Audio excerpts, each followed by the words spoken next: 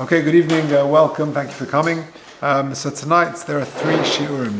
The opening shiur is negotiating with terrorists. This is a continuation of what we discussed last week, but it's a standalone shiur, and 3 points of introduction.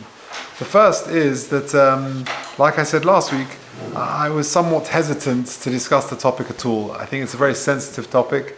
It's very fresh, and this is a real situation, an ongoing situation. And whilst I was backwards and forwards, and I think there was interest in this topic, exploring the whole topic should be expressed as a form of tefillah, as it were. HaKadosh Baruch Hu, that Mitzvah Hashem, the hostages should be released swiftly and safely, and we should have B'suras Tovos Mitzvah Hashem from Eretz Yisrael.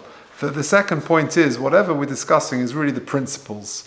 And we don't know the full picture in terms of the strategy and everything else, all the other aspects of the ongoing situation, and therefore we're discussing really the principles of this whole topic.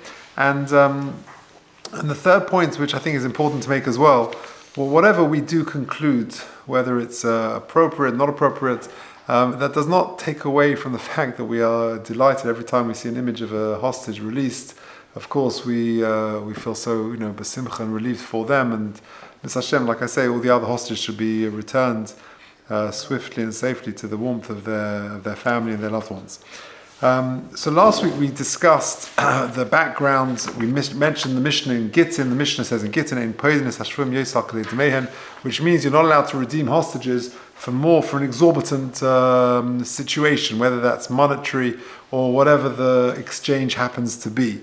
We also mentioned in Tosfos, the Gemara gives two reasons for this. Well, why is that? Why did Chazal make this tikkun ha'olam, for the betterment of society, for a public good? So the two reasons given in the Gemara is that it would maybe cause undue financial pressure on the community, and therefore, if large amounts of money would have to be raised to exchange, to release hostages, then that would be an exorbitant burden on the community. The second reason given is mishum de lo ligru v'laisu tfei, which might encourage further kidnappings. And the Gemara says the nafka mina, of course, would be, the practical difference would be if a particular hostage's family has the means to redeem them.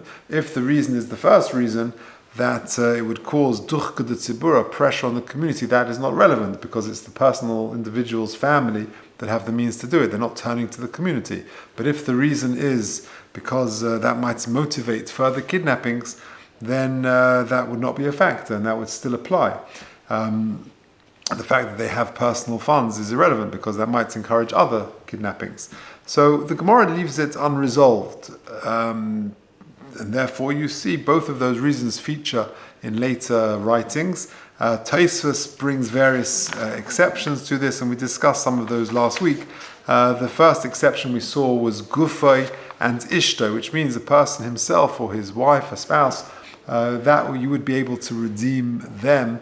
That is an exception to the rule. And then another exception we saw was the Talmud Chacham Muflag. A Talmud Chacham, a leader of the generation, an outstanding Talmud Chacham, or someone who has the potential to be.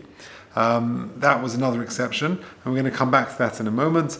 And then also, if captives are in mortal danger, sakonos nefashos, Tosfos talks about, and how that plays out in Halacha today again is discussed. We'll mention that.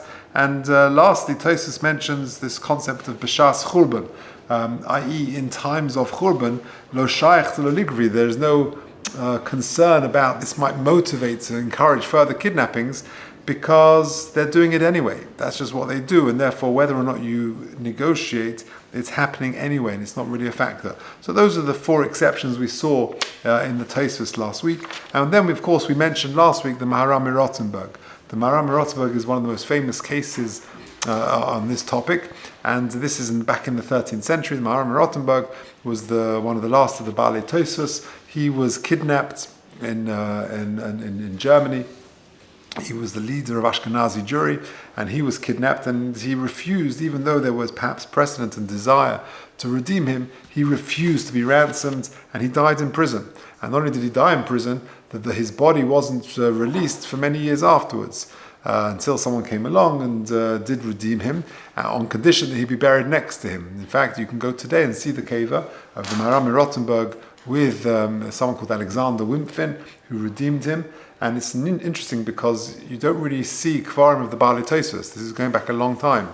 But yet, the Maharam in Rothenburg, you can see till today. Anyway, so that was last week. Now, what I want to just focus on today, if you turn to the second side, paragraph 4, if you're listening online, please email me at j.golker@gmail.com. I'll send you the handout. Let's take a look at the Rambam and the Shulchan Aruch. We didn't do this last week. So the Rambam in Hilchas Matnas Haniyim, there at the top of paragraph 4, he says, "Ein poidines hashvuyim b'yes al demehem." You're not allowed to redeem a captive for more than their value. Mipnei tikkun ha'olam. So that's just a quote from the Mishnah in Gittin. Says the Rambam, "Shelo yihu ha'ovim roidfin achareihem lishveisom." He goes for the second reason, i.e., that it might motivate other kidnappings. Ve'ein mavrichin es hashvuyim, which is another aspect of the Gemara there, which I didn't go into. So the Rambam brings that reason. Now the Shulchan Aruch, unsurprisingly, follows the Rambam and says, you can't redeem captives for more than their value, and again, an exorbitant amount. So again, he goes for that reason, because it might be that they would incentivize further kidnappings. Now, and then the Shulchan Aruch goes on and gives some exceptions that we've seen in Tosfos. A person can redeem himself with whatever means, whatever funds he wants to. So another exception, Talmid Chacham we mentioned. He has the potential to be an Adam Gadol. That is an exception. Etc., etc. And we saw that Ishta is Kagufa. He brings out references you to the Torah. So that is the Shulchan Aruch. Now, let's turn to today, because that's where it's relevant. It's actually it's a fascinating topic. Again, in Mr. Hashem, this should all be theoretical. What is the position nowadays, in the 21st century, because this was sadly not uncommon in the late 20th century. In the 1970s, there was a lot of hijackings and kidnappings, and the Israeli government took a different stance in different years. So, for example, in the early years, in 1970, there was the hijacking of 5 planes by what it was then known the PFLP, which was sort of the predecessor of the PLO. And on one of those planes, you had Rav Hutner. There was quite a well-known case. Rav Hutner was one of the Gedolim, who was the Rosh Yeshiva of Chaim Berlin. And so that was a well-known case. But there were other cases as well. There was in 1972, in the Olympics, the Munich massacre. And of course, Entebbe in 1976. Now, in those situations, the Israeli government took the viewpoint that we don't negotiate with terrorists. They, of course, entertained rescue missions, but Entebbe, the most famous one. But with Munich, they said they're not negotiating, and it was the German army who had to try and rescue. It was a botched effort. Sadly, all the 11 Israeli Olympians who were killed. But that was the view they took. Now, what is the rationale of that view? So it's best articulated. This I saw in an article online by someone called Baruch Davidson, but he quotes an interesting source as a precedent, but just to give you an idea of the rationale. So I'm reading to what he says. In 1993, American pilot Michael Durant was captured by General Mohammed Farah Aidid's men in Mogadishu in Somalia. Okay, so an American pilot was captured. It was called the Black Hawk Down incident. And the former U.S. ambassador, Robert Oakley, he sent the following message to Aidid, the Somalian general. This is what he said. "I guarantee you, we are not going to pay or trade for him in any way, shape or form. So what we'll decide to do is that we have to rescue him. And whether we have the right place or the wrong place, there's going to be a fight with your people.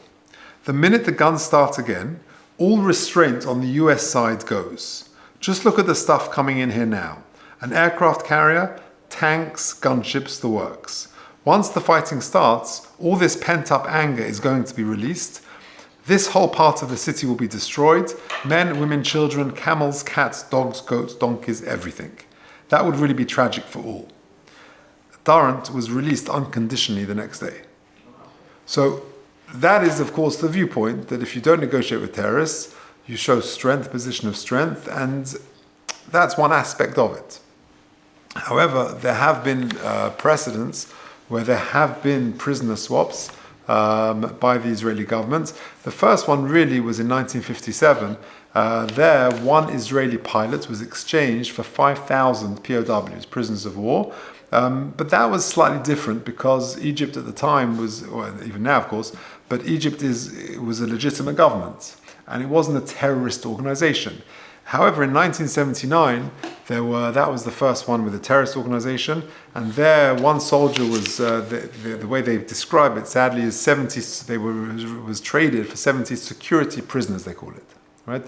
But that was, of course, terrorists. In 1985, 3 Israeli soldiers were abducted in the first Lebanon war, and they were released for 1,150 terrorists. And of course, the Gilad Shalit case in 2006, he was in captivity for close to 5 years, and then there was a release of, I think it was over 1,000 terrorists. Now, it's complicated because, when you release terrorists, we're talking about people more often who have blood on their hands. And not only do they have blood on their hands, but they show no remorse and no resistance to continuing their activities. And that is the problem.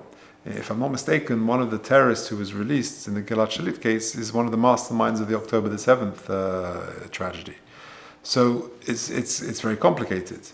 But it's complicated because, as Netanyahu said, when he stands there and there are hundreds of parents in front of him crying for their children, what are you going to say?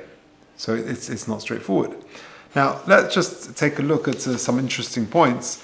There's a tshuva of the Ikvei Soin. The Ikvei Soin is Rav Shechter, Hershel Shechter, a well-known Torah personality in America. He writes the following in one of his Sfarim. He's referring to the 1970 TWA hijack. And as I mentioned, famously Rav Hutner was on board one of the planes, and his daughter and his son-in-law, Rabbi Yonason David. And they were on the tarmac or in the Jordanian desert for many weeks.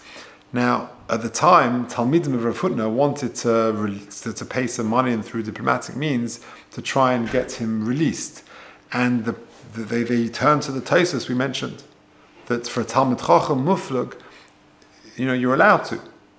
And the question was put to Rabbi Yaakov Kamenetsky. So take a look at, it's the second box on the second side, Be'ikvei Hatzain.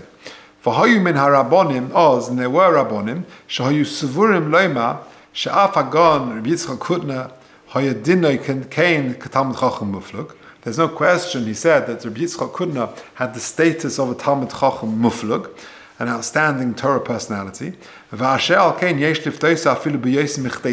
therefore you can release him for a huge sum of money.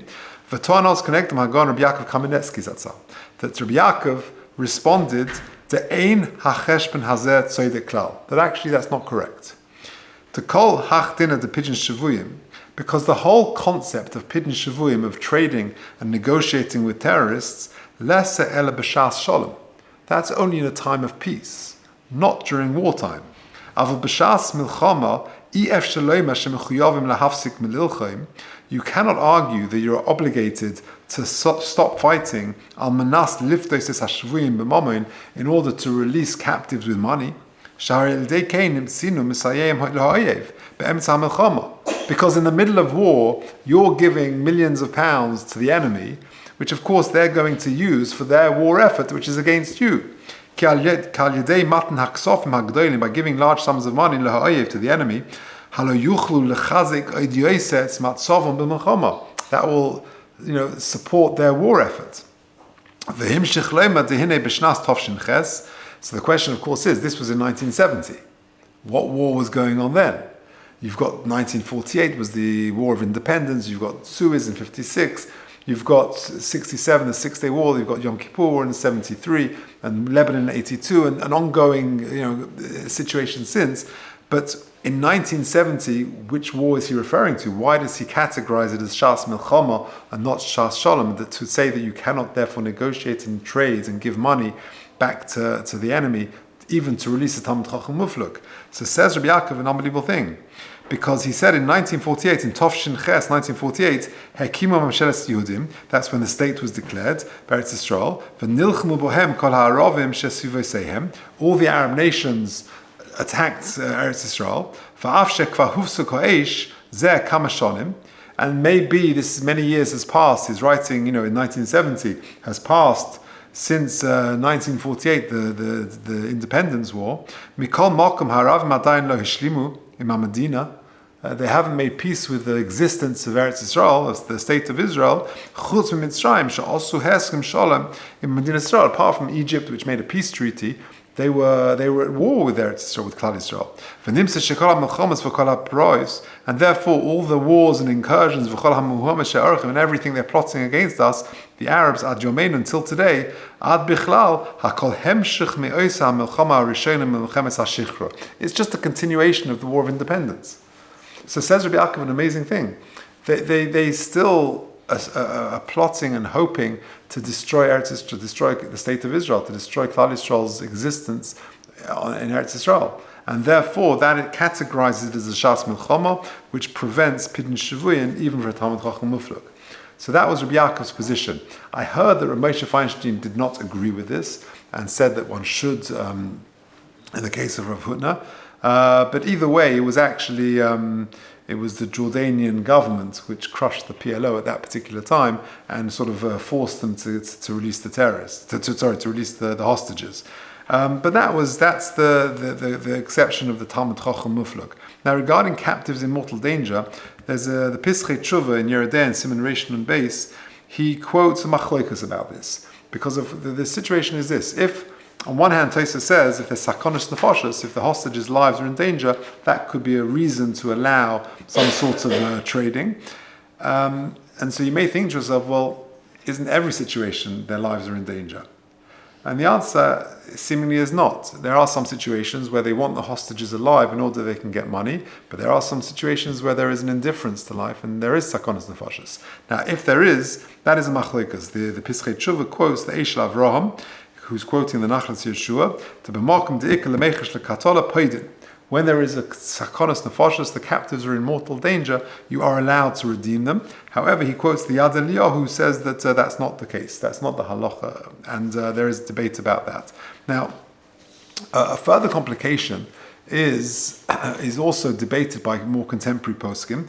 The Rishol Yisraeli is quoted. Rabbi Bleich has an article in one of his contemporary halachic problems. He has a whole section on this, and he quotes someone called Rav Shaul Yisraeli, who was one of the Dayanim in the Beis in Yerushalayim, and he says a very interesting svara, that the Israeli government saying that we have to do whatever we can to redeem a soldier who was kidnapped, is equivalent to a person's own instinct of self-preservation. And just like the first heter we spoke about is himself, his nafsha, his own person and his wife, that is considered self-preservation as a person's natural instinct, and therefore Chazal never were masakin against that. They never instituted against it. Well, says Rabbi Shaul Yisraeli, the Israeli government saving a soldier is equivalent to that because it's bad for morale. And it should surely bolster the spirits of every soldier knowing going into battle that my government, my country will do whatever they can to make sure that they're going to try and get me back if things don't go well. Now, that, however, is debatable because others argue and say that on the contrary, that it's bad for morale. So whilst the traditional sort of long-standing argument is that knowing the IDF will do everything in its power to free you boosts morale, some say it's actually the opposite because first of all, if they're doing so in order to release known terrorists, that itself is very demoralizing.